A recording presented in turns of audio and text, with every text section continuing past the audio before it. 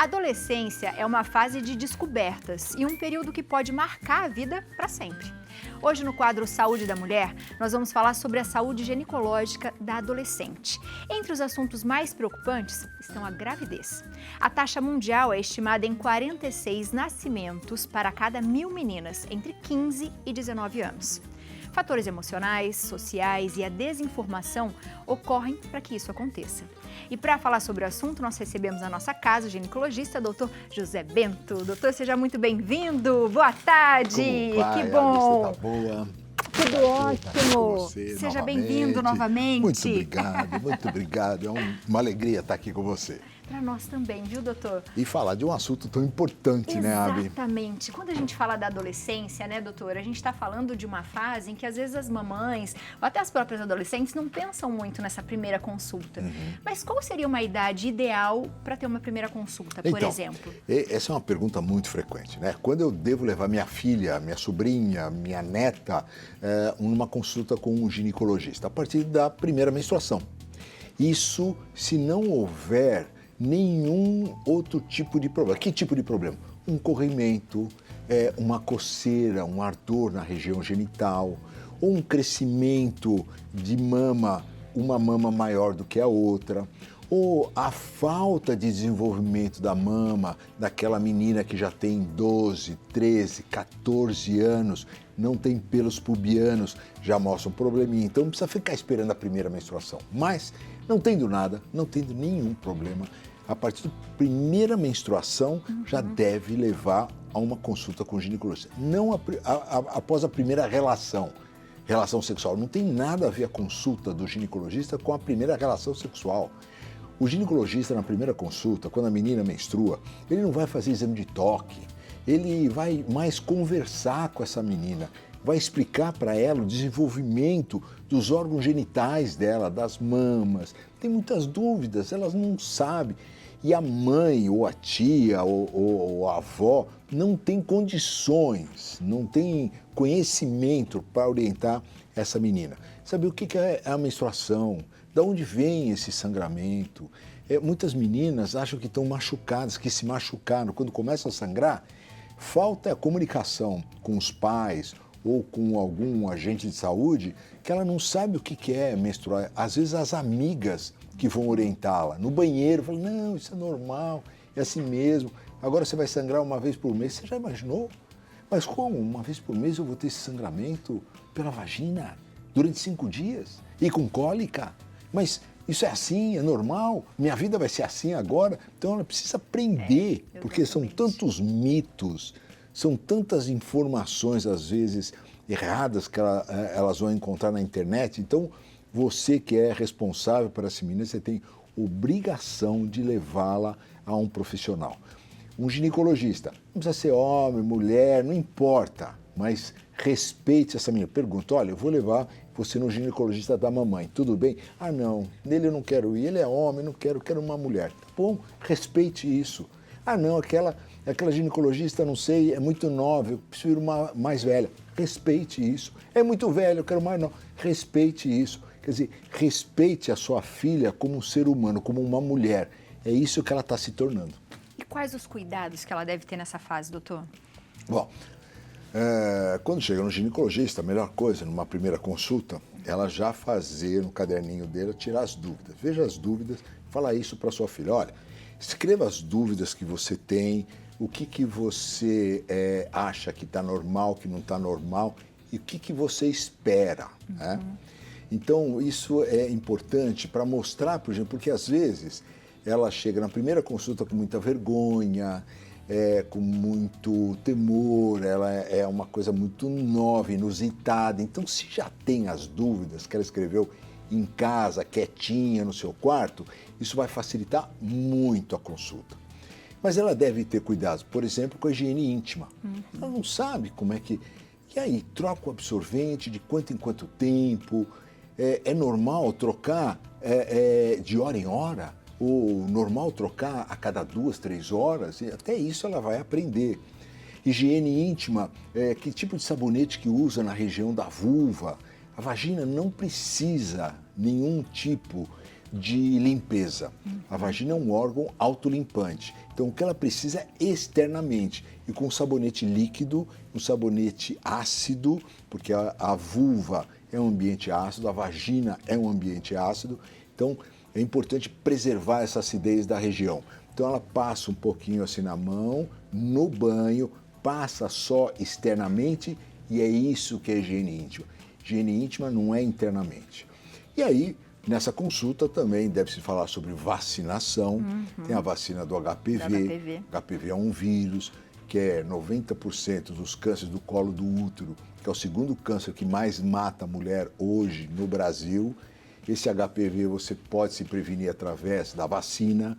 Você toma uma dose na vacina, são 2 doses que você toma no SUS, no posto de saúde, mas tem uma data para você tomar, dos 9 aos 14 anos de idade. Só nessa data que é dada no SUS. Nas clínicas particulares, você pode tomar a partir dos 15 anos de idade, aí são 3 doses que você toma. Uma hoje, uma daqui 2 meses e uma daqui a 6 meses. Então vamos falar sobre isso. Vamos falar também sobre prevenção de doenças sexualmente transmissíveis. E aqui cabe um parênteses. Às vezes as mães não levam no ginecologista porque é como se ela desse um aval para essa menina iniciar a atividade sexual. De maneira nenhuma. Hoje tem vários estudos comprovando que quanto mais conhecimento a menina tem sobre seus genitais, sobre prevenção de câncer do colo do útero, HPV, sobre prevenção de gravidez, mais ela adia a primeira relação sexual, mais ela fica madura. Agora, o que faz essa menina engravidar é ignorância. É a falta da informação. É a falta de informação, a falta de conhecimento do seu corpo, do que está acontecendo com ela. Quer dizer, ela fica... Outro dia eu recebi uma pergunta de uma adolescente, minha paciente, ela fala assim: doutor, quando eu estou beijando meu namorado, eu começo a ficar muito lubrificado, eu fico com um corrimento. Tem alguma coisa errada comigo? Eu falei, não, é isso mesmo que acontece. Agora, se as coisas estão ficando quentes aí no namoro, é melhor a gente conversar sobre anticoncepção. Aí conversamos sobre anticoncepção, foi ótimo. E aí sabe o que aconteceu?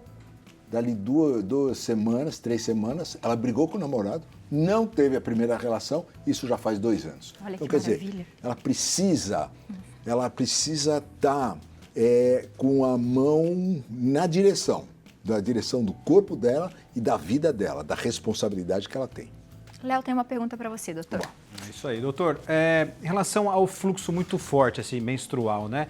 Isso indica algum tipo de problema para a menina ou isso depende muito do corpo de cada uma? Desculpa, Léo, você podia repetir a pergunta? O fluxo muito forte menstrual, quando a menina menstrua demais. Isso indica algum problema, assim, ou não? Isso depende de cada corpo? Isso é muito comum, né? Essas alterações do fluxo e também das dores que essa menina sente. Existe um descompasso, às vezes, do sistema neuroendócrino. O sistema neuronal que controla, então, todo o fluxo hormonal que essa menina tem. E ainda, nos primeiros 2 anos que ela tem a primeira menstruação, ainda fica um pouco irregular. E aí ela pode ter aumento do fluxo, ela pode ter uma irregularidade menstrual, então sangra a cada 40 dias, a cada 50, a cada 60. Mas cuidado, porque isso pode ser também um sinal de ovário policístico. Hoje, 30% dos adolescentes têm sobrepeso ou obesidade.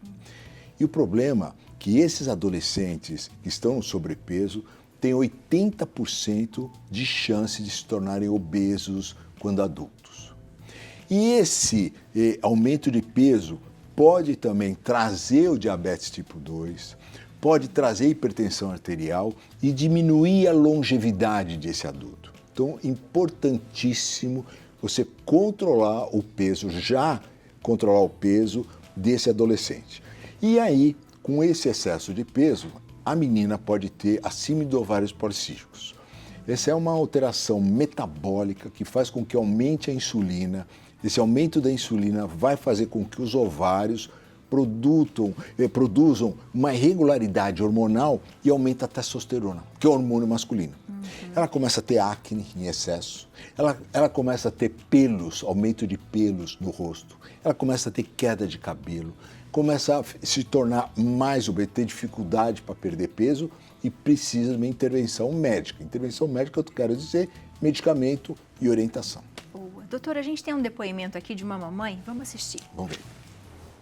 Oi, eu sou a Ana Paula. Oi, eu sou a Érica. Nós somos mãe e filha e estamos aqui para falar um pouquinho da importância de cuidar da saúde, né? Pra gente sempre foi muito... Eu sempre priorizei isso na nossa relação, a gente tem uma relação muito próxima e a gente sempre priorizou cuidar da saúde, em especial da saúde ginecológica também, que é o que normalmente a gente esquece muito, né? Eu não vivi isso com a minha mãe, os tempos eram diferentes, né? As instruções eram diferentes e era sempre um tabu falar sobre esse assunto, né? Da saúde ginecológica.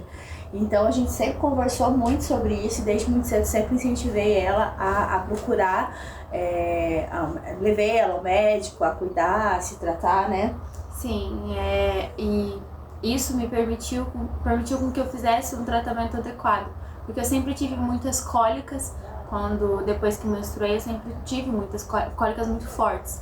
Então, como eu já fazia esse acompanhamento, como eu já me cuidava, isso permitiu com que eu fizesse o tratamento adequado, tomasse os medicamentos certos, para que eu não sofresse tanto com as minhas cólicas, né? E também porque a nossa família ela já tem um histórico de mioma, por exemplo, e com esse acompanhamento, como eu já faço esse acompanhamento desde cedo, permite com que eu não chegue ao nível extremo de precisar de uma cirurgia, por exemplo, para retirada de mioma, porque eu estou sempre acompanhando e vendo se eu vou realmente precisar, se existe isso em mim também. Então, isso foi de extrema importância para nós. Isso é importantíssimo, não é? Você vê doutor? que bacana. Legal isso. Poxa, Tanta parabéns. informação. Olha, Karina, né, o nome da mãe. Olha, parabéns, viu? Ana Paula, Muito bacana mesmo essa seu cuidado, né? Quando a gente não conhece, a gente não é obrigado a conhecer mesmo essas alterações da saúde da mulher, né? Mesmo sendo nossas filhas, você pode orientar, mas você tem que levar num profissional. E quando começa a ter muita cólica, por que a menina tem mais cólica do que depois que tem filhos, por exemplo? Porque o útero é muito imaturo e quando sai aquele líquido, né, aquele sangue, aquele endométrio, aquela camada interna do útero, começa a sair pelo útero, ele começa a contrair, porque ele não quer deixar que a menina perca muito sangue. É um mecanismo de defesa e por isso que ela tem tanta cólica.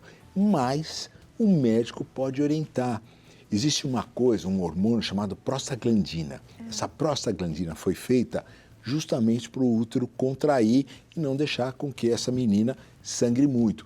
É a mesma prostaglandina que aumenta quando a mulher vai entrar em trabalho de parto prematuro e parto mesmo. Aumenta a prostaglandina, começa a ter contração uterina e nasce o nenê. Muito bem. Essa menina pode só precisar de um medicamento antiprostaglandina. Ela começa a tomar um pouquinho antes da menstruação e não vai ter excesso de prostaglandina, o útero não vai contrair e ela vai passar bem durante a menstruação. Uma coisa simples, mas é só explicar isso para ela e por que está acontecendo e dar a medicação disponível. Boa. Tem perguntinha do Instagram, doutor? Vamos embora. Bora ver perguntinha para o doutor aqui no Instagram. Da Luza.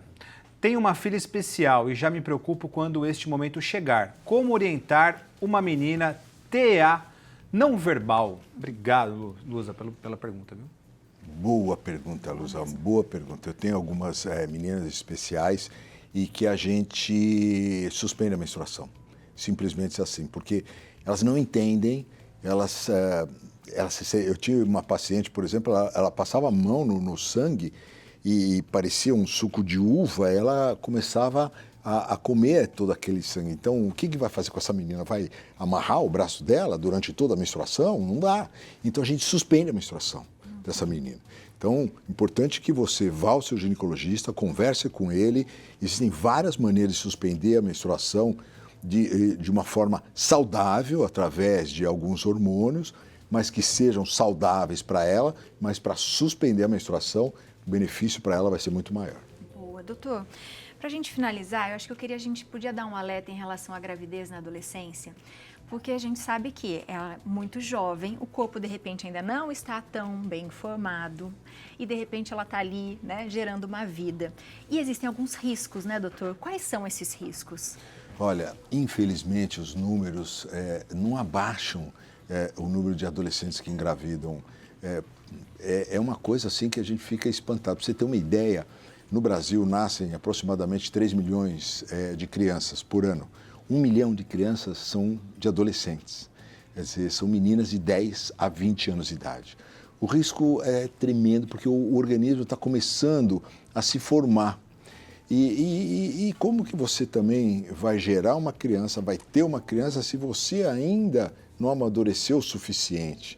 A sociedade que a gente criou é uma sociedade que foi feita para a mulher engravidar a partir dos 25, 30 anos de idade, sabe? Ela precisa estudar, ela precisa ter uma formação, ela precisa ter um plano de voo, um plano de vida para não engravidar cedo. Eu acho que é isso que nós estamos precisando, é essa educação que nós precisamos dar. Porque informação, caramba, tá, qualquer iPhone, qualquer Android tem essas informações. Na internet você tem informação de como evitar a gravidez. E por que elas não usam, gente? Porque elas não são felizes com aquela vida que elas levam. E uma forma delas se emanciparem é através de uma gravidez, porque aí ela vai ser uma mãe, ela não vai ser mais uma adolescente. Eu acho então que as pessoas vão respeitá-la de uma maneira diferente. Então é isso que a gente precisa batalhar. Nós precisamos dar sonho para essas meninas, um sonho profissional, um sonho de ser alguém na vida. Com isso a gente vai conseguir baixar a gravidez na adolescência. Só assim. Boa, doutor, muito obrigada. Seja sempre muito bem-vindo à nossa casa. Muito viu? obrigado. Já esperamos a sua volta. Você de casa aproveite para seguir, fazer pergunta para o doutor. @josebento é o Instagram e o site doutorjosebento.com.br. Obrigado pela vinda mais uma vez. Obrigado, viu? Eu que agradeço, linda. Informação, minha gente, sempre, desde sempre, né? E tem esse diálogo com os pais em casa, porque isso é tão importante, a gente se sentir seguro e o melhor ambiente para isso é a nossa família, viu, minha gente?